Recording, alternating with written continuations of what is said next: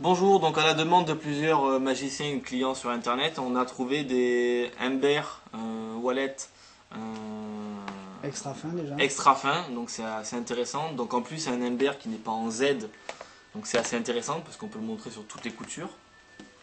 Je vais pas vous expliquer quand même ce que c'est un Ember puisque c'est une démonstration. Bon, donc il est ultra fin. L'avantage c'est qu'il reste bien ouvert, ça c'est intéressant.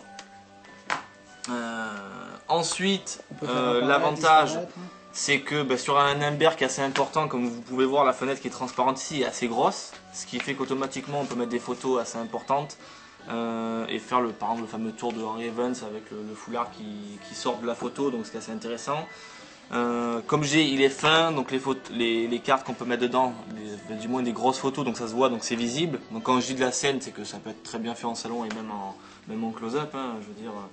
Ça passe très bien et c'est très bon aussi pour les tours de mentalisme puisqu'on peut faire donc des échanges d'enveloppes qui sont assez importantes et c'est assez intéressant de sortir des enveloppes avec un format A5, A6 qu'un petit format qui est nul. Donc l'avantage d'un Humber, comme vous pouvez le constater, c'est qu'on met par exemple une carte à l'intérieur du petit portefeuille et forcément si on claque des doigts, elle n'a pas encore disparu, ça c'est normal parce qu'il suffit juste de faire ça et quand on ouvre, elle est plus.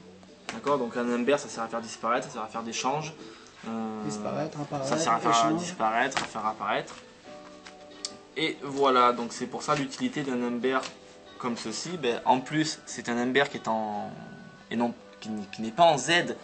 Donc ça, je sais pas si ça vous dit quelque chose, mais un Humber qui est en Z, on ne peut pas le manipuler comme ceci. Là, il s'ouvre pas. On a vraiment l'impression que c'est juste un portefeuille, un petit calepin, mais qui s'ouvre juste comme ceci.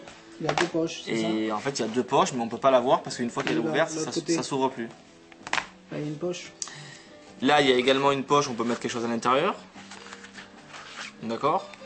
Et puis une ici, donc une à gauche, une à droite. Voilà pour le Humber en grand format.